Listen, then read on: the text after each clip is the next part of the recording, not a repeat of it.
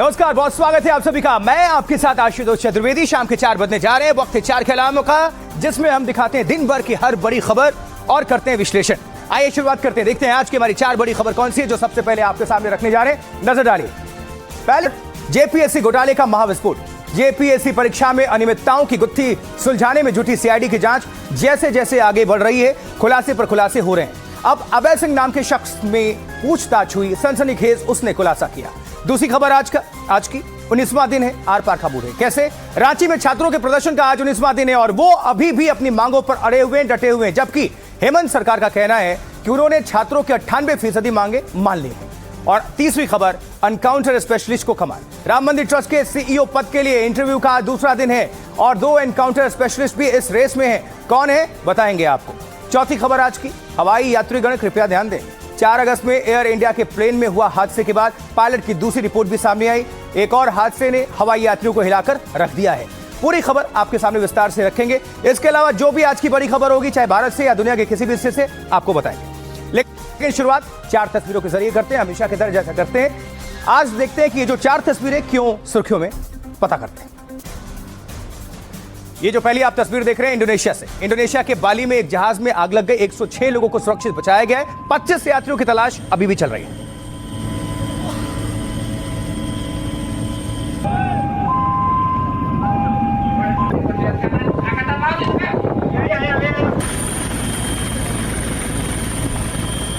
निकलते हैं आगे।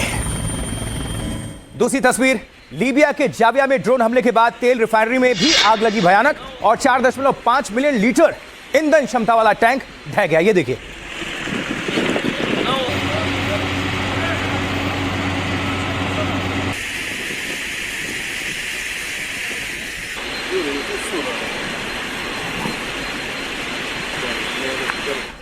और अब तीसरी तस्वीर, उत्तराखंड के पिथौरागढ़ में भयानक भूस्खलन हो गया। सड़क पर गिर गया पहाड़ का मलबा, हाईवे जाम हो गया, बंद हो गया।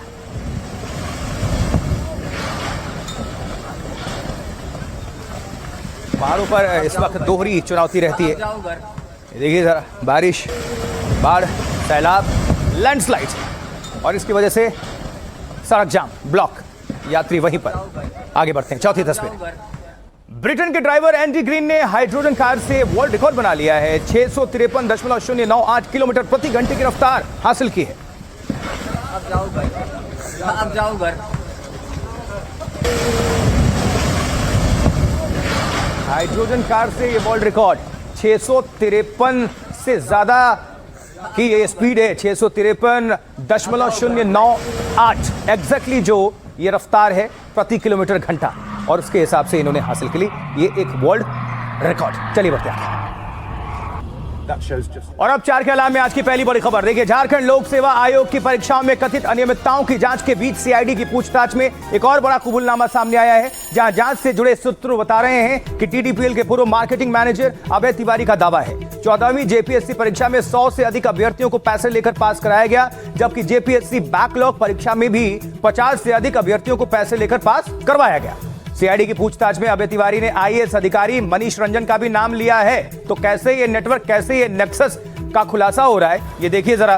तार बहुत दूर तक जुड़े हुए हैं इसके। आईएएस अधिकारी का भी नाम लिया गया अभय तिवारी की तरफ से।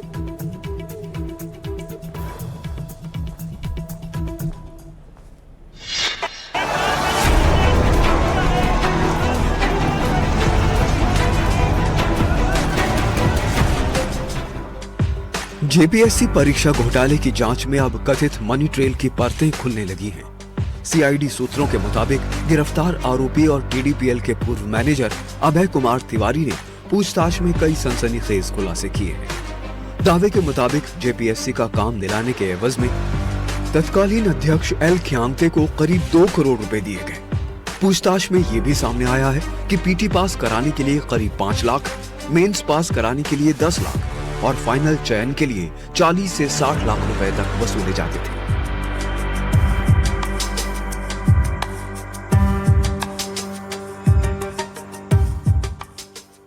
आपको बता दें कि जेपीएससी के तत्कालीन अध्यक्ष ख्यांगते फिलहाल सीआईडी की गिरफ्त में है।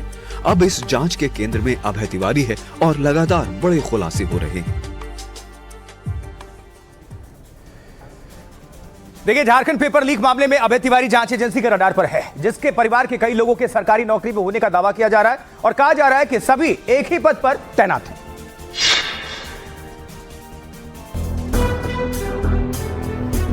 जेपीएससी और जेएसएससी परीक्षाओं में गड़बड़ी की जांच जैसे जैसे आगे बढ़ रही है, आरोपी अभय तिवारी के इर्द गिर्द पूरा जाल बुनता जा रहा है।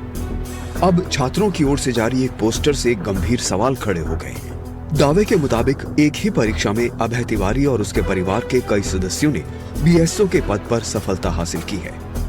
अभय तिवारी बीएसओ में रैंक 1, अभय तिवारी के साला जेएसएससी सीजीएल बीएसओ में चयन, अभय तिवारी के भाई बीएसओ में चयन, अभय तिवारी की भाभी बीएसओ में चयन, अभय तिवारी की साली बीएसओ में चयन, उपेंद्र मिश्रा अभय तिवारी का ममेरा भाई बीएसओ रैंक 51, तेज नारायण पंडित चाचा के साड़ू का बेटा बीएसओ रैंक 68, बापी कुमार मिश्रा मौसा के भाई का बेटा बीएसओ रैंक 124, विक्रम पांडे साले का मोसेरा भाई बीएसओ रैंक 127।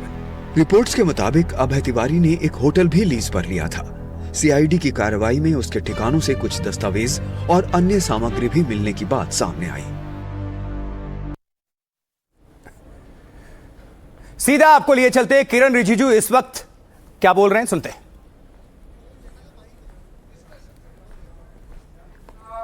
अपोजिशन पार्टी ऐसा विपक्ष मैंने अपने जिंदगी में नहीं देखा और कल्पना भी नहीं कर सकता है कि डिस्कशन से भागने वाला अपोजिशन पार्टी पार्लियामेंट कैसे चलेगा। फिर पार्लियामेंट में डिस्कस नहीं करेगा, पार्लियामेंट मंत्री जवाब नहीं दे सकते हैं, पार्लियामेंट में सरकार अपना बात नहीं रख सकता है, वो सुनना ही नहीं चाहते हैं।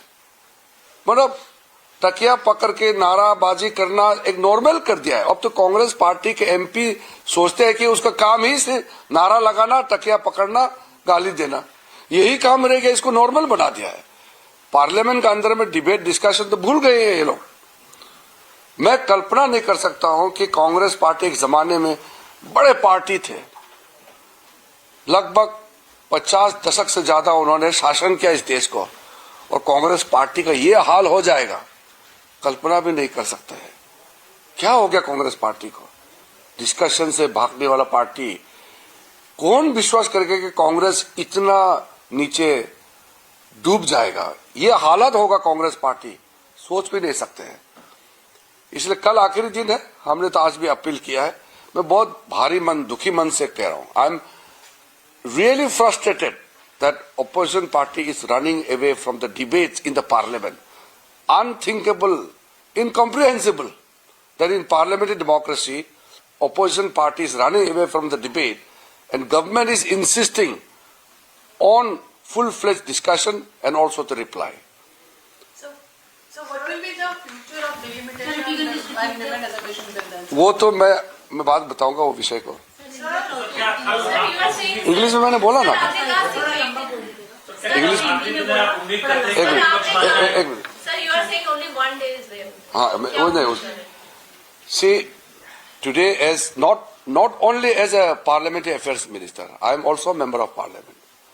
I am extremely pained, disturbed and frustrated that it is first time in the history of parliamentary democracy that the opposition party is running away from discussion in the parliament. Otherwise, it is always the opposition which seeks the discussion and the government which tries to defer it. But here the government is too eager to place on record seeking discussion on the floor of the house, and the opposition party is running away. I've never seen such irresponsible opposition party which is not ready to come to the parliament for debate. They are interested only in shouting slogans, use abusive language, carries all those kind of very objectionable placards and banners and abuse the Prime Minister. This kind of politics, it is very theatrical politics, and it is very unfortunate to see that once upon a time Congress was a very respectable, very big all India pan party with full responsibility of running the affairs of the country. Today Congress is reduced to such low that it is not even ready to face the parliament, and they don't realize the basic responsibility of the opposition party, that is to question the government and seek reply from the government. Here is the Congress party and the opposition party who don't want any discussion on the floor of the House. I feel sorry for the young first-time members of parliament. Ever since they have been elected to this House, they have not seen any quality debate. They are not witnessing any high-level parliamentary exchanges on the floor of the House, because House is not simply able to run. So it is very unfortunate for the young MPs who have desired to become a great parliamentarian. We have seen how senior parliamentarians, even you all are senior people, I have seen parliamentary reporting also is an art. But if there is no discussion, what will you report? तो ऐसा गैर जिम्मेदाराना विपक्ष नहीं देखा। किरण रिजिजू ने ये हमला बोला है विपक्ष पर। और इसके पहले आपको बताएं, अमित शाह ने स्पीकर को पत्र लिखा, छात्रों के मुद्दे पर चर्चा की मांग की गई, चर्चा के लिए तैयार हैं, ये कहना है गृह मंत्री अमित शाह का। छात्रों के मुद्दे पर हम चर्चा को तैयार हैं। विपक्ष ने छात्रों पर चर्चा नहीं की है, लोकतंत्र में चर्चा से ही समाधान निकलेगा। गृह मंत्री अमित शाह का ये पत्र भी देख रहे हैं आप, जो स्पीकर के नाम उन्होंने लिखा है। सरकार चर्चा के लिए तैयार है, ये किरण रिजिजू का भी कहना है। अब से थोड़ी देर पहले आप सुन रहे थे रिजिजू को सीधा। और अमित शाह ने कहा लोकतंत्र में चर्चा से ही समाधान, लेकिन विपक्ष चर्चा नहीं कर रहा, भाग रहा है। एनडीटीवी संवाददाता ने सांसद गौरव गोगोई से इसी बीच बातचीत की है, सुनवाएंगे। गृह मंत्री ने एक चिट्ठी लिखी है लोकसभा स्पीकर को चर्चा की मांग को लेकर, आप कैसे देखते हैं? देखिए, गृह मंत्री को मैं याद दिलाना चाहता हूं कि चर्चा छात्र आंदोलन पर हो चुकी। जब लोकसभा में एग्जामिनेशन का बिल पारित हुआ, तब 2 दिन की एक विस्तारित चर्चा हुई, जिसमें सत्ता पक्ष और विपक्ष के लोगों ने भाग लिया। राहुल गांधी जी, प्रियंका गांधी जी, केशव वेणुगोपाल जी, अखिलेश यादव जी, कई लोगों ने, भाजपा के लोगों ने भी इस चर्चा में भाग लिया। उन 2 दिन गृह मंत्री अमित शाह जी, प्रश्न है कि आपने क्यों नहीं भाग लिया? अब जो आप कह रहे हैं कि आप चर्चा चाहते हैं, जब वास्तविक रूप से जब चर्चा हुई तब आपने क्यों भाग नहीं लिया? अब आप कहते हैं कि चर्चा चाहिए, चर्चा हो चुकी, बस आपकी बयान देने की बारी है कि पुलिस प्रशासन को किसने निर्देश दिया कि पैलेट गन, किलो वाले डंडे और लड़कियों पर जुल्म हो, ये निर्देश कहां से आया? बस उसका बयान आप दीजिए। बयान से कतरा रहे हैं, डर रहे हैं और विभिन्न प्रकार के बहाने निकाल रहे हैं। तो कांग्रेस की तरफ से गौरव गोगोई ने क्या कहा, आपके सामने हमने रख दिया। अब अखिलेश यादव, समाजवादी पार्टी के अध्यक्ष, वो क्या कह रहे हैं, सुनते हैं। शिक्षा परीक्षा में जो सवाल उठा, किन के खिलाफ उठा, या धार्मिक संस्थान पे किसके खिलाफ उठा? तो उस सब के पीछे एक ही गिरोह काम कर रहा है। इसलिए हम चाहते थे दोनों मुद्दों पर बहस हो। सरकार बहस से हटना चाहती, जवाब नहीं देना चाहती है। जवाब नहीं है उनके पास। जो लखनऊ से, जो यूपी से एसआईटी रिपोर्ट आई है, उसमें बहुत सारे लोगों के नाम हैं जो बहुत क्लोज हैं सरकार के, या भारतीय जनता पार्टी से क्लोज हैं। इसलिए हो सकता है वो बहस न करें। और फिर सच्चाई तो ये है, चोरी कहीं हो, घूम फिर करके बोरी एक ही जगह पहुंच जाती है। अब आगे बढ़ते हुए इस वक्त शाम 4 बजे की 4 बड़ी खबर, यानी बिग न्यूज आपके सामने। संसद के मकर द्वार पर विपक्ष का प्रदर्शन, गृह मंत्री अमित शाह के बयान की मांग को लेकर विरोध जताया। पूर्व राष्ट्रपति रामनाथ कोविंद की आत्मकथा का विमोचन, पीएम मोदी बोले यह पुस्तक लोकतंत्र के लिए बनेगी धरोहर। सेंसेक्स 188 अंक गिरकर 77,966 पर बंद, निफ्टी भी 36 अंक टूटा। आईटी और एफएमसीजी शेयर्स में ज्यादा बिकवाली रही। टाटा सन्स के चेयरमैन एन चंद्रशेखरन ने छोड़ा पद, फरवरी 2027 में खत्म हो रहा है कार्यकाल। सूत्रों के हवाले से खबर, दोबारा पद के लिए दावेदारी नहीं। आगे बढ़ते हैं, अगली खबर की बात करते हैं। रांची में आज छात्रों के प्रदर्शन का 19वां दिन है और हालात आर पार के अब लग रहे हैं। छात्रों ने धरना खत्म करने से साफ इनकार कर दिया है। देखिए पूरी रांची में छात्रों के प्रदर्शन के 19वें दिन गतिरोध बढ़ गया है। छात्रों का धरना जारी है। अब छात्र और भी परीक्षाओं में अनियमितताओं का आरोप लगाकर जांच की मांग कर रहे हैं। जेट जो है लास्ट टाइम 2008 में कंडक्ट हुआ था, उसके बाद ये कंडक्ट ही नहीं हुआ है। उसके बाद 24 से बात चल रही कि कंडक्ट होगा, तब जाके 26 अप्रैल 2026 को कंडक्ट हुआ है, पर इसके बाद इसका कोई रिजल्ट अभी तक नहीं आया है। इससे पहले देर रात DC, SSP, ADM, law and order और एसडीओ जयपाल सिंह मुंडा स्टेडियम पहुंचे और धरना खत्म करने का दबाव बनाया। उनकी दलील थी कि आपकी मांगे मान ली गई। हालांकि छात्रों ने कहा कि हमारी मांगे पूरी नहीं हुई, इसलिए आंदोलन जारी रहेगा। देर रात छात्रों को हटाने की प्रशासन की कोशिश नाकाम रही। अब प्रदर्शनकारियों ने कहा कि वो सीधे मुख्यमंत्री से बात करेंगे, किसी भी मध्यस्थ से नहीं। साफ है कि हालात जस के तस बने हुए। चलिए आगे और कुछ और आपके सामने अपडेट रख देते हैं, कुछ जानकारी जो है अब तक पहुंचा देते हैं। देखिए, छात्रों के प्रदर्शन पर झारखंड के मुख्यमंत्री हेमंत सोरेन ने क्या कुछ कहा, अब आपको ये जानना चाहिए। देखिए, हेमंत सोरेन का बयान आया, वो कह रहे हैं जेपीएससी और जेपीएससी बैकलॉग रद्द, टीडीपीएल के जरिए जितनी परीक्षाएं ली गई हैं उन सबकी उच्च स्तरीय जांच कराई जाएगी। सरकार की नीयत को पूरा प्रदेश जानता है। विपक्ष कभी नहीं समझ पाया कि क्या सही और क्या गलत, इसी वजह से विपक्ष को फिर खाली हाथ लौटना पड़ा। यह हंगामा जनहित का मुद्दा नहीं है, बल्कि एक मकड़ जाल है जिसे बीजेपी के लोगों ने बुना है, ये कहना है हेमंत सोरेन का।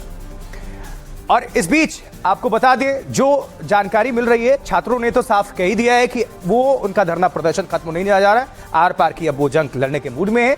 छात्रों के लगातार आंदोलन और बढ़ते दबाव के बीच झारखंड सरकार अब पर्दे के पीछे से पूरे मामले को संभालने की रणनीति पर काम कर रही है। सोरेन सरकार का एक्शन जो प्लान है वो क्या है, बीच का रास्ता निकालने की कोशिश में है सोरेन सरकार। बातचीत के जरिए गतिरोध खत्म करने की कोशिश हो रही है। छात्रों की मांगों पर बैठकों का दौर जारी है और झारखंड सरकार ऐसा रास्ता तलाश रही है जिससे छात्रों की नाराजगी दूर हो जाए और परीक्षा प्रक्रिया पर उठे सवालों का समाधान निकले। अगले कुछ दिनों में हो सकती है इसको लेकर बड़ी घोषणा, इसकी संभावना हो रही है। आगे बढ़ते हैं। अब बात आगे बढ़ते हुए राम मंदिर की, क्योंकि राम मंदिर के सीईओ को लेकर यह बड़ी खबर है। सीईओ पद के लिए इंटरव्यू का आज दूसरा दिन है। चयनित 3 अभ्यर्थियों का नाम ट्रस्ट को भेजा जाएगा। हर दिन 6 अभ्यर्थियों का इंटरव्यू लिया जा रहा है। 5200 आवेदन आए थे और 5200 आवेदनों में से 18 उम्मीदवार शॉर्टलिस्ट किए गए। यानी सूत्र बता रहे हैं कि सीईओ की नियुक्ति के लिए अभ्यर्थियों का प्रशासनिक अनुभव को आधार बनाया गया है। तो ये बड़ी खबर, राम मंदिर ट्रस्ट और सीईओ पद से जुड़ी हुई खबर है। अपराधियों के काल संभालेंगे राम मंदिर का कार्यभार। सीईओ पद की रेस में यूपी के एनकाउंटर स्पेशलिस्ट। राम मंदिर में सीईओ पद के लिए इंटरव्यू में शामिल होने वाले ये वो चेहरे हैं जिन्हें दुनिया एनकाउंटर स्पेशलिस्ट के नाम से जानती है। ये वो चेहरे हैं जो अपराधियों के दुश्मन और समाज में अमन लाने की भरपूर कोशिश करते हैं। लेकिन अब ये राम मंदिर ट्रस्ट के सीईओ बनने के इच्छुक हैं। पहला नाम जोगेश्वर राम मिश्र, यूपी कैडर के पूर्व आईएएस, अयोध्या के पूर्व डीएम। दूसरा नाम राजेश पांडे, पूर्व आईएएस अधिकारी, खूंखार अपराधियों के खिलाफ ऑपरेशन का हिस्सा रहे। राम मंदिर के सीईओ पद के लिए आए 5200 आवेदनों में से ये वो चेहरे हैं जो बेहद खास हैं और अब ये राम मंदिर की व्यवस्था को संभालने की इच्छा रखते हैं। सूत्रों के मुताबिक आवेदकों में से कुल 18 उम्मीदवारों को शॉर्टलिस्ट किया गया है और इंटरव्यू अभी भी जारी है।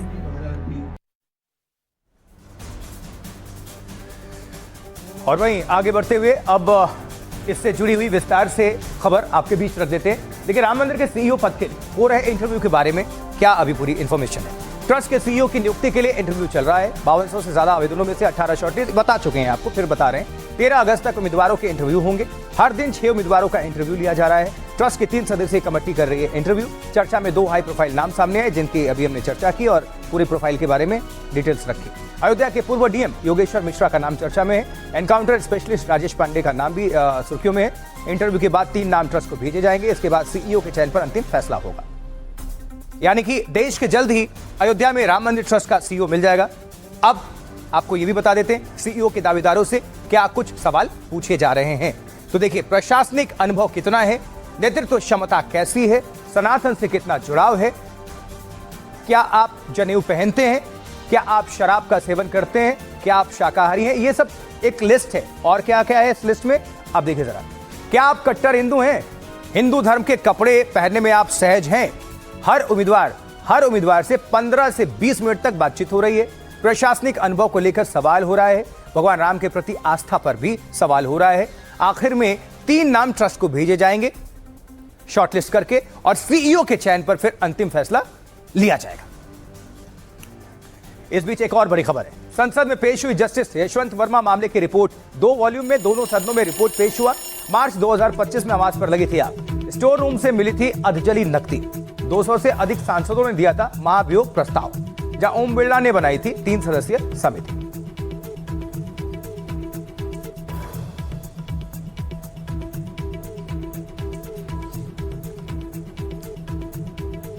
तो ये इस वक्त बड़ी खबर। आपको याद होगा जस्टिस यशवंत वर्मा का जो पूरा मामला आया था प्रकरण, तो संसद में पेश हुई है जस्टिस यशवंत वर्मा मामले की रिपोर्ट, जहां 2 वॉल्यूम में दोनों सदनों में इस रिपोर्ट को पेश किया गया है। मार्च 2025 में आवास पर आग लगी थी और स्टोर रूम से अधजली नकदी मिली थी। बहुत राशि ज्यादा थी। 200 से अधिक सांसदों ने महाभियोग प्रस्ताव दिया था और स्पीकर ओम बिरला ने 3 सदस्यीय समिति इसको लेकर बनाई थी।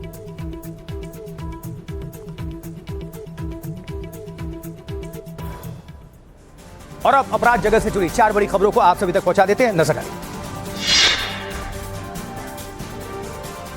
बिहार के नालंदा में 2 महिलाओं की संदिग्ध मौत, फंदे से लटकी हुई मिली लाश, परिजनों ने हत्या का आरोप लगाया है। इंदौर में शराब के विवाद में दोस्त की हत्या, चाकू से गोदकर हत्या हुई, आरोपी गिरफ्तार किया गया। मध्य प्रदेश के दमोह में फरियादी ही निकला माइक्रो फाइनेंस कंपनी में लूट का मास्टरमाइंड। कलेक्शन बैग लूटने की इसने साजिश रची थी। 3 आरोपी गिरफ्त में लिए गए। सुल्तानपुर में पूर्वांचल एक्सप्रेसवे पर टोल प्लाजा कर्मी से मारपीट, आरोपियों पर टोल का पैसा लूटने का भी आरोप। और बड़ी खबर पर नजर है। फिलहाल रुकेंगे 4 के अलाम में छोटे से ब्रेक के लिए, लेकिन ब्रेक पर जाएं उससे पहले हेडलाइंस। ब्रेक के बाद 4 के अलाम में बढ़ेंगे आगे। एनडीटीवी इंडिया पर मैं आपके साथ आशुतोष चतुर्वेदी। दिल्ली फुकेट फ्लाइट को लेकर खुलासा हुआ। एयर इंडिया फ्लाइट से जुड़ी ये खबर है। सूत्रों के हवाले से जो बड़ी खबर है, फ्लाइट छोड़कर वॉशरूम गया था पायलट। केबिन अटेंडेंट को बिठाकर पायलट गया था। 4 अगस्त को लौटते वक्त नशे में था ये पायलट, क्योंकि 2 बार डोप टेस्ट हुआ, दोनों ही पॉजिटिव आया।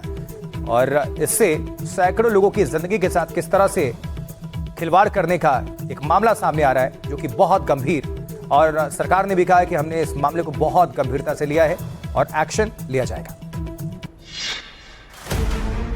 हजारों फीट की ऊंचाई, खतरे में यात्रियों की जान, नशे में पायलट, डोप टेस्ट में फेल। 4 अगस्त को एयर इंडिया की फ्लाइट में जो कुछ हुआ वो बेहद हिला देने वाला था।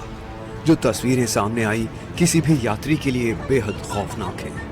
यूं समझिए कि इन तस्वीरों को देखने के बाद हवाई जहाज में उड़ने से पहले कोई भी यात्री 100 बार सोचेगा जरूर। मामले की जांच भी शुरू हो गई है। पायलट का पोस्ट फ्लाइट स्क्रीनिंग की गई, जिसमें पायलट ने मारिजुआना स्मोक या गांजे का सेवन किया था। इसके बाद पायलट का दूसरा डोप टेस्ट भी किया गया। सूत्रों के मुताबिक पायलट दूसरे टेस्ट में भी पॉजिटिव आया। शरीर से लिए गए सैंपल में मारिजुआना यानी गांजा पाया गया। इसके बाद नागरिक उड्डयन मंत्री ने क्या कहा वो सुनिए। But in the meantime, if it is anything related to substance abuse or substance using, I would say that from the ministry we are taking it very, very seriously, and if we find that there needs to be some tweaking in the existing regulations, we are ready to do that. मामले की जांच AAIB कर रहा है। जांच पूरी होने तक दोनों पायलटों को DGCA ने ड्यूटी से हटा दिया है। इस मामले में आगे की कार्रवाई जांच नतीजों के आधार पर होगी। अब जरा समझिए कि ऐसी स्थिति में पायलट के साथ क्या होता है, जो इस एयर इंडिया की फ्लाइट में हुआ। डोप टेस्ट में पॉजिटिव आने पर ड्यूटी से हटा दिया जाता है। फुकेट फ्लाइट के पायलट के साथ ऐसा ही किया गया। फ्लाइट के पायलट और को पायलट को हटा दिया गया है। पायलट को नशा मुक्ति या फिर रिहेबिलिटेशन सेंटर में इलाज करवाना होगा। नेगेटिव कंफर्मेटरी टेस्ट सर्टिफिकेट दिखाना होगा। एयरलाइन के मेडिकल इंचार्ज से फिटनेस सर्टिफिकेट भी लेना होगा। फिटनेस सर्टिफिकेट दिखाने के बाद ड्यूटी पर लौट सकता है पायलट। जानकारी के मुताबिक इस प्रोसेस में 6 से 8 महीने लग सकते हैं। यानी कि एक आपकी गलती कितना आपको पीछे लेकर जाती है, और सैकड़ों जो सवारी हैं, जो आपके फ्लाइट में सवार लोग हैं, यात्री, उनकी जिंदगी के साथ आप खिलवाड़ कर रहे हैं। ऊपर से ये अब हम इसलिए हवाई यात्रा करने वालों को ध्यान देने की बात कर रहे हैं बार बार। ये कोई पहली घटना नहीं है। जब हवाई यात्रा यात्री खतरे में आ गए। ये दिल्ली के इंदिरा गांधी इंटरनेशनल एयरपोर्ट पर आज एक बहुत बड़ा हवाई हादसा होते होते बच गया। आज फिर जब दिल्ली से पुणे जा रहे स्पाइस जेट की फ्लाइट में अचानक तकनीकी खराबी आ गई, टेक्निकल फॉल्ट। लेकिन उसके बाद क्या हुआ, रिपोर्ट देखिए। ये तस्वीरें दिल्ली एयरपोर्ट के रनवे पर खड़ी स्पाइस जेट फ्लाइट की हैं, जो किसी जलती हुई भट्टी से कम नहीं लग रही थी। जैसे ही यात्री विमान के अंदर चढ़े, एसी खराब होने की वजह से केबिन का तापमान अचानक बढ़ गया। देखते ही देखते करीब 150 से ज्यादा यात्रियों का दम घुटने लगा। बुजुर्ग और बच्चे गहरी सांस लेने के लिए तड़प उठे। सुनिए यात्रियों की जुबानी उनकी कहानी। बड़े बुजुर्ग बच्चे छोटे सब यहीं खड़े हैं, इनके पास कोई जवाब नहीं है। का फ्लाइट था मेरा 12 का, उन्होंने भी 8:30 बजे किया है, 8:30 का भी रात को 12 बजे कर रहे हैं। पूरे का पूरा पैसेंजर यहाँ बैठा हुआ है, इधर एक भी एयरलाइंस का स्पेस जेट का स्टाफ नहीं है और अब इनके पास कोई सोल्यूशन नहीं है। जितने वादे इन्होंने वहाँ पे गेट पे किए थे, प्लेन में किए थे, एक एक वादे से सारे मुकरे। यात्रियों ने यह भी आरोप लगाया कि गंभीर हालात के बाद भी कैप्टन विमान को उड़ाने की जिद पर अड़ा रहा। हालांकि यात्रियों की एकजुटता काम आई और जोरदार नारेबाजी और हंगामे के बाद एयरलाइन को झुकना पड़ा। तकनीकी खराबी की बात सामने आने पर सभी यात्रियों को सुरक्षित बाहर निकाला गया। यूपी से इस वक्त की बड़ी खबर है। अतीक अहमद के बेटे अबान अहमद के एक्सीडेंट का वीडियो सामने आया है। अबान अहमद के एक्सीडेंट का जो वीडियो सामने आया है, डिवाइडर से टकराकर ये कार पलटती हुई नजर आई है। झांसी में सड़क हादसे में हुई थी अबान अहमद की मौत। 6 अगस्त को सड़क हादसे में अबान की मौत हुई थी। दिखा देते हैं, पूरा वीडियो दिखाइए।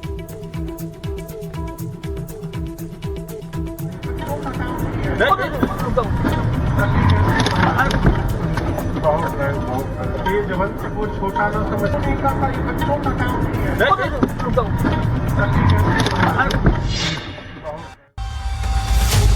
20 सेकंड में एक साधारण दिखने वाली गाड़ी तहस नहस हो गई। जिस सड़क पर सफेद रंग की क्रेटा फर्राटेदार अंदाज में दौड़ रही है, वो झांसी जाने वाला हाईवे है। कार में माफिया अतीक अहमद का बेटा अबान अहमद सवार था। कार सड़क के बीचों बीच चल रही है। उसके सामने एक टेम्पो आता है, जिसको कार चालक राइट साइड से ओवरटेक कर देता है। लेकिन ओवरटेक करने के बाद ही कुछ ऐसा होता है जिससे गाड़ी अपने बाएं ओर जाने लगती है। जिस रफ्तार से गाड़ी ने टेम्पो को ओवरटेक किया था, उसी रफ्तार से गाड़ी अब सड़क के बाएं ओर जाने लगती है। ओवरटेक करने के 4 सेकंड में गाड़ी लगभग सड़क के किनारे आ गई और अपना नियंत्रण खो चुकी थी। इससे पहले कार चालक कुछ समझ पाता, गाड़ी सड़क के बाईं ओर बने डिवाइडर में जा घुसती। यह हादसा वीडियो के 20वें सेकंड में हुआ, यानी ओवरटेक करने के 6 सेकंड के अंदर गाड़ी के परखच्चे उड़ गए। टक्कर इतनी भीषण थी कि क्रेटा हवा में उछल गई। गाड़ी का आगे का हिस्सा पूरी तरह क्षतिग्रस्त हो गया। कई मीटर दूर तक कार के हिस्से उछलकर गिरते दिखे। तो अतीक अहमद के बेटे अबान अहमद की सड़क हादसे में मौत के बाद यह सवाल उठ रहे थे कि क्या यह हादसा है या साजिश। तो इस वीडियो के आने के बाद यह साफ हो गया है। ग्राउंड जीरो से एनडीटीवी रिपोर्टर विनोद गौतम की रिपोर्ट। ये जो हवा में उछली गाड़ी है, जो दिख रहा है सामने, जो वीडियो में दिख रहा है, वो हम आपको दिखाएंगे। सामने जो आपको डिवाइडर दिखाई दे रहा है, ये वही डिवाइडर है जिससे अबान की गाड़ी टकराई है। यहाँ गाड़ी उतरती है, ये देखिए, ये इलाका, ये हिस्सा है जहाँ गाड़ी नीचे उतरी और यहाँ से गाड़ी अनियंत्रित तेज गति से, चूंकि गाड़ी चल रही थी, यहाँ से अनियंत्रित हुई गाड़ी और जाकर के सीधे इतनी तेज गति में थी कि वो सीधा जाकर के, ये सीमेंट का बना हुआ डिवाइडर है जिसमें जाकर के ये टकरा गई और टकराने के बाद गाड़ी के परखच्चे उड़ गए। हवा में उछली गाड़ी और विपरीत दिशा में घूम करके खड़ी हो गई। अभी भी उस गाड़ी के, आज 6 अगस्त के बाद आज 12 तारीख है, 12 तारीख के बाद भी ये देखिए उसके अवशेष, गाड़ी के जो क्षतिग्रस्त गाड़ी थी उसके पार्ट्स वगैरह पड़े हुए हैं। ये पीछे जो मकान है, वो मकान भी दिखाई दे रहा है, जो वीडियो में दिख रहा है, साफ नजर आ रहा है। वो जो पीले कलर का सर्विस सेंटर नजर आ रहा है, वो भी नजर आ रहा है। और यहाँ से एक दूर से मंदिर भी जो दिखाई दे रहा है, वो भी है, दिख रहा है। और ये इसी डिवाइडर पर जो भारतीय जनता पार्टी के कुछ नेता हैं, उनकी वॉल पेंटिंग भी लिखी हुई है जो नजर आ रही है। तो ये देखिए, इस तरीके से सड़क हादसे में कहीं ना कहीं अबान की मौत हुई थी, जिसके बाद अब कयास, उन कयासों पर विराम लग गया है। आगे बढ़ते खबरों में, उत्तर प्रदेश के बुलंदशहर से हैरान कर देने वाली एक खबर आई है। एक शख्स ने महिला की चाकू मारकर हत्या कर दी। दावा है कि दोनों के बीच प्रेम संबंध थे। पुलिस ने आरोपी को गिरफ्तार कर लिया है। हत्या की वजह जानने में अब जुटी है पुलिस। हालांकि एक वजह तो पहले से ही साफ है, प्रेम प्रसंग बताया जा रहा है। अब पुलिस खंगालने की पूरी तरह से तह तक जाके कोशिश करेगी। ये देखिए जरा, एक्शन चल रहा है पुलिस की तरफ से। तो उत्तर प्रदेश के बुलंदशहर से ये खबर है इस शख्स ने महिला की चाकू मारकर हत्या कर दी है। बुलंदशहर में खौफनाक वारदात, किराए के कमरे में खूनी विवाद। बुलंदशहर के एक कमरे में बीती रात जो हुआ उससे पूरा इलाका दहशत में है। शिवलोक कॉलोनी देर रात चीखों से गूंज उठी और एक शख्स ने महिला को चाकू मारकर बेरहमी से उसकी हत्या कर दी। नेहरूपुर गांव की रहने वाली बेबी अक्सर इस कॉलोनी में रहने वाले अजीत से मिलने आती थी, लेकिन जब कल रात बेबी वहां पहुंची तो दोनों के बीच किसी बात पर विवाद हुआ। देखते ही देखते वो इतना बढ़ गया कि अजीत ने चाकू निकाला और बेबी पर कई वार कर डाले। बेबी नाम की महिला अक्सर मिलने आया करती थी तथा आज किसी बात को लेकर इनके बीच में विवाद हुआ। इसके अजीत के द्वारा बेबी की वहीं पर अपने किराए के कमरे पर ही चाकू से हत्या कर दी गई। पुलिस द्वारा शव को कब्जे में लेकर पोस्टमार्टम के लिए भिजवाया गया है। सूचना मिलते ही पुलिस की टीम मौके पर पहुंची और आरोपी अजीत को गिरफ्तार कर लिया। साथ ही फोरेंसिक टीम ने सबूत भी इकट्ठा किए। अब पुलिस ये जानने में जुटी है कि इस हत्याकांड की वजह क्या है। बॉलीवुड अभिनेता गोविंदा और उनकी पत्नी सुनीता आहूजा के बीच अनबन की खबरों पर जैसे ही फुल स्टॉप लगता है वैसे ही दोनों कोई ना कोई ऐसा बयान दे देते हैं जिससे फिर खबरों का बाजार गर्म हो जाता है। इस बार गोविंदा को एयरपोर्ट पर अपनी को स्टार के साथ देख उनकी पत्नी सुनीता आग बबूला उठी। अब सुनिए उन्होंने क्या कहा। कहावत सुना कभी, विनाश काले विपरीत बुद्धि, तो उसका बुद्धि भ्रष्ट हो गया है, इसलिए सब पड़ता है। ये तस्वीरें एयरपोर्ट की हैं जब गोविंदा अपनी कमबैक फिल्म रूपा की को स्टार कोमल रानी स्वर्णकार के साथ नजर आए, जिसके बाद उनकी पत्नी सुनीता की प्रतिक्रिया ऐसी रही कि वायरल हो गई। उन्होंने कहा कि वो अगर गोविंदा के बारे में कुछ कहती हैं, तो ट्रोलर्स के निशाने पर आ जाती हैं। अब इस बार गोविंदा के फैंस ही जवाब। कहावत सुना कभी, विनाश काले विपरीत बुद्धि, तो उसका बुद्धि भ्रष्ट हो गया है, इसलिए सब पड़ता है। क्या बोले लोग कमेंट्स कर रहे हैं कि हीरो नंबर 1 चीटर नंबर 1 बन गया। ये क्वेश्चन ना मुझे गोविंदा के फैंस को पूछना है, क्योंकि जब मैं बोलती हूँ कोई चीज़ सब मुझे ट्रोल करते हैं। मैं चाहती हूँ कि गोविंदा के फैंस मीडिया इस चीज़ का जवाब दे। मुझसे मत पूछो, मुझे कोई इंटरेस्ट भी नहीं है। सुनीता पहले भी कई इंटरव्यू में कोमल के बारे में बात कर चुकी हैं। साफ कह चुकी हैं कि वो कोमल से नफरत करती हैं। इतना ही नहीं, गोविंदा पर गंभीर आरोप लगाते हुए उन्हें शुगर डैडी तक कह चुकी हैं। हालांकि गोविंदा इन आरोपों को पहले भी कई बार खारिज कर चुके हैं। 67 साल के लकी अली लाइव कॉन्सर्ट के दौरान अपने फैंस से कुछ ऐसा कह गए कि उनके तमाम फैंस भावुक हो उठे। लकी अली ने कहा कि वो मौत के लिए तैयार रहते हैं और जहां भी जाते हैं अपने साथ अपने कफन का कपड़ा साथ लेकर चलते हैं। I love you all too, but one day I have to go, na. I'm not preparing you for it, but I'm prepared actually. ये दिल वही ठहरा है. Whenever I travel with my ihram, which is my burial cloth. जहाँ भी मर गया वहीं। नम आंखों के साथ लकी अली ने कॉन्सर्ट के दौरान जब अपने फैंस से ये बात कही तो फैंस भी भावुक हो उठे। उन्होंने कहा कि वो अपनी मौत के लिए तैयार हैं और अपने फैंस को भी इसके लिए तैयार कर रहे हैं। वो जहां भी जाते हैं कफन का कपड़ा अपने साथ रखते हैं। सोशल मीडिया पर अपने आधिकारिक इंस्टाग्राम पर पोस्ट किया गया लकी अली का ये वीडियो वायरल है। फैंस अपने फेवरेट सिंगर के लिए प्यार और चिंता जाहिर कर रहे हैं।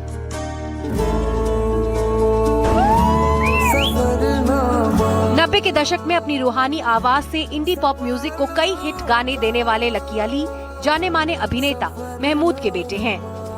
बॉलीवुड में कहो ना प्यार है, युवा, बचना है हसीनों, अनजाना अनजानी और तमाशा जैसी शानदार फिल्मों में उन्होंने अपनी गायकी से लोगों के दिलों में अलग जगह बनाई। लकी ने कई फिल्मों में अभिनय भी किया, लेकिन उन्हें असली शोहरत दिलाई दिल को छूने वाले उनके गीतों ने। आगे बढ़ते हुए अब बात बारिश और आफत की। तो मुंबई के कुर्ला में बड़ा हादसा हुआ। भारी बारिश के बीच पहाड़ी का एक हिस्सा चौल पर आ गिरा। 6 लोगों की जान चली गई जबकि 4 जख्मी हैं। कुछ लोगों के मलबे में अभी दबे होने की आशंका भी है। राहत और बचाव का अभियान चल रहा है।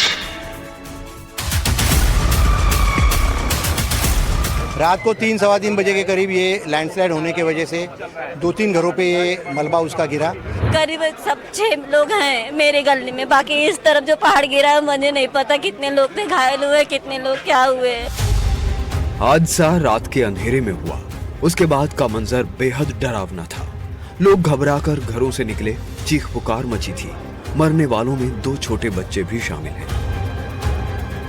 बीएमसी, पुलिस और फायर ब्रिगेड को खबर की गई। इमरजेंसी टीमें बड़ी तेजी के साथ मौके पर पहुंची। घायलों को अस्पताल ले जाया गया, उनकी हालत स्थिर बनी हुई है। मलबे में कुछ लोगों के दबे होने की आशंका है। राहत और बचाव अभियान लगातार चलाया जा रहा है। एनडीआरएफ की टीम भी जुटी है। जवान जेसीबी और दूसरी मशीनों की मदद से मलबा हटाने में जुटे हैं। स्थानीय लोग भी रेस्क्यू में मदद कर रहे हैं। हिमाचल प्रदेश के लाहौल स्पीति में मंगलवार शाम बादल फटने से खौफ का माहौल दिखा। लोग एक दूसरे को खतरे से आगाह करते हुए भाग रहे थे और इस दौरान एक पुल भी बह गया।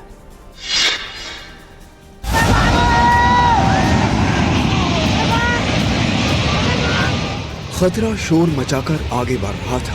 उसकी रफ्तार बहुत ज्यादा थी। जो कुछ भी सामने पड़ा, फ्लैश फ्लड उसे समेट ले गया।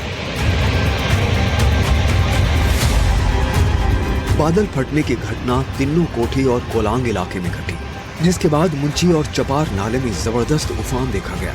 तेज बहाव में मुंची नाले का पुल भी बह गया। फंसे मजदूरों और मवेशियों को प्रशासन की मदद से सुरक्षित निकाला गया। पानी की टंकी भी ढह गई। पाइपलाइन का तो पता ही नहीं चल रहा था। नाले का पानी खेतों में घुस गया। किसानों की खड़ी फसलें खराब हो गईं। इस आपदा से 3 गांव बुरी तरह से प्रभावित हुए। इलाकाई प्रशासन से जल्द सर्वे कराकर मुआवजा देने की मांग कर रहे हैं। सड़क, सिंचाई और पीने के पानी की व्यवस्था भी बहाल करने की मांग है। ये तो बात हो गई हिमाचल प्रदेश की। उधर उत्तराखंड के चमोली जिले में 2 दिन पहले बादल फटा था, जिसके बाद तमक नाले में जबरदस्त उफान देखने को मिला था। फ्लैश फ्लड तेजी के साथ आगे बढ़ा उस वक्त तो एक्सकेवेटर मशीन ऑपरेटर ने गजब की हिम्मत भी दिखाई थी उस वक्त, और उत्तराखंड पुलिस ने उसकी पीठ थपथपाई। देखिए, लाइफ को बिल्कुल किनारे रखो। आप समाज से जोगिंदर सिंह नाम का ये मशीन ऑपरेटर वाकई तारीफ के लायक है। 2 दिन पहले की तस्वीरें देखिए। बादल फटने के बाद कोहराम मच गया था। तमक नाले में गजब का उफान था। मंडराती मौत के बीच मिनी ट्रक खिलौने की तरह बह गया।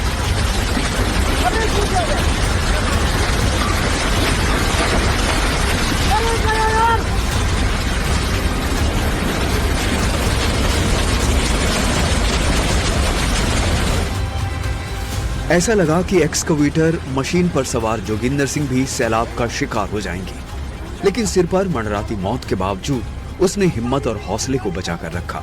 वो लहरों से जूझ गया, ड्राइविंग के पूरे हुनर को झोंक दिया, धीरे धीरे गाड़ी को किनारे लगाने की कोशिश की। ये आसान नहीं था, लेकिन उस शख्स के बुलंद इरादों के आगे मौत को भी घुटने टेकने पड़े। उसने असंभव को संभव बना दिया, अपनी जान बचाई, मशीन को बहने से बचाने में कामयाब रहा। वहीं इस बीच मध्य प्रदेश के खंडवा जिले में पिछले कुछ दिनों में जोरदार बारिश हुई है। ऐसे में भगवंत सागर डैम के गेट खोलने पड़े हैं। शहर में कई जगह हालात काफी इस वक्त खराब। पानी से लबालब बांध खतरे का अंदेशा जता रहा था। 4 गेटों से पानी निकाला गया, फिर कुछ इस तरह का मंजर पेश आया।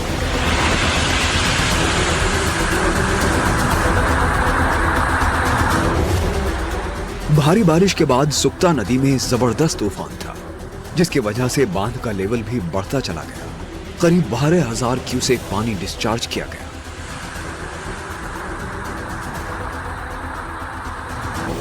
शहर के बीचों बीच 3 पुलिया पर उफनते पानी का कब्जा था।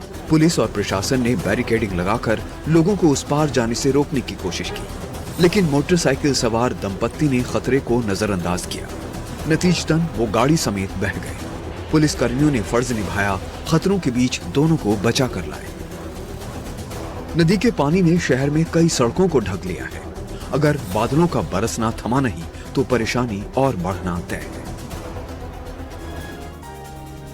राजस्थान के भरतपुर जिले के बयाना में लगातार बारिश हो रही है और जिसकी वजह से इमलिया कुंड झरने की खूबसूरती बढ़ गई है।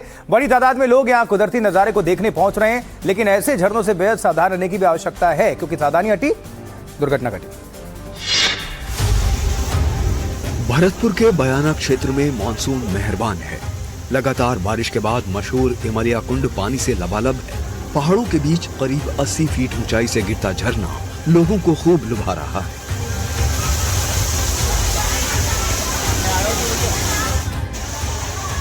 यहाँ दूर दूर से सैलानी पहुंच रहे हैं, परिवार और दोस्तों के साथ कुदरती नजारे का मजा ले रहे हैं, पानी में नहा रहे हैं, जमकर मस्ती कर रहे हैं।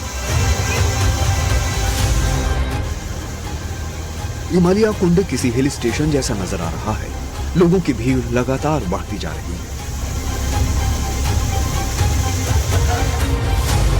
ऐसे हालात में प्रशासन ने लोगों से सावधानी बरतने की अपील की है। फिसलन और तेज बहाव वाली जगहों से दूर रहने की हिदायत है ताकि किसी तरह की कोई दुर्घटना ना हो।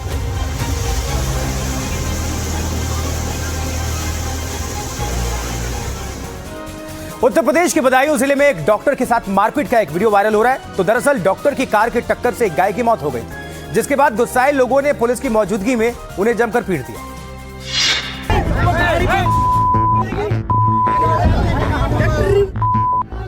भीड़ बेहद आक्रोश में थी। डॉक्टर राहुल सिद्धार्थ घिरे हुए थे। पुलिस के सामने उन्हें जमकर पीटा गया।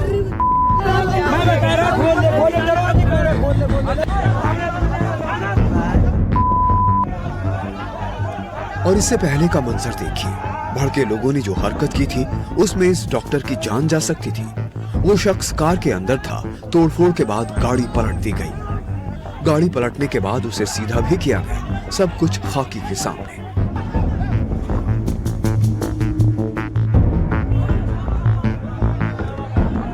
लोगों का आरोप है कि मारपीट का शिकार डॉक्टर नशे में था और उसने एक ई-रिक्शा और बाइक को भी टक्कर मारी। पुलिस ने किसी तरह डॉक्टर को भीड़ से छुड़ाकर अस्पताल भिजवाया, उनका मेडिकल भी करवाया। मारपीट के आरोपी 4 लोगों को पकड़कर शांति भंग की धारा में कार्रवाई की गई। पुणे के पिंपरी चिंचवाड़ इलाके से ऐसी तस्वीर सामने आई जिसे देखकर किसी भी माँ बाप की कलेजा कांप जाए। यहां आवारा कुत्तों के झुंड ने 4 साल की बच्ची पर जानलेवा हमला बोल दिया, जिसमें वो गंभीर तौर पर जख्मी हो गई।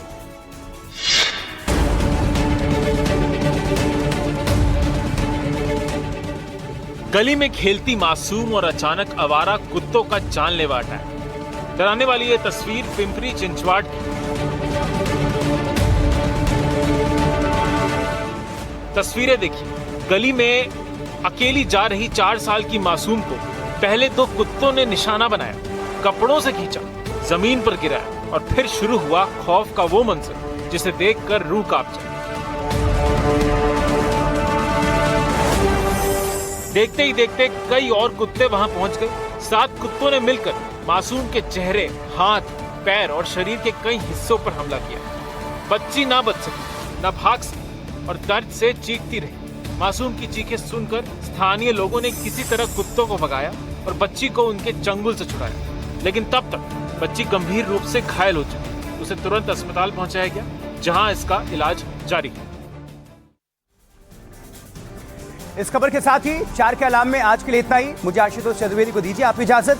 अब आपसे मुलाकात होगी शाम 6:55 पर न्यूज हेडक्वार्टर में। आप बने देखते रहे एनडीटीवी इंडिया। आप सभी दर्शकों को नमस्कार। लेकिन जाने से पहले छोड़ देते हैं इस वक्त की हेडलाइंस के साथ।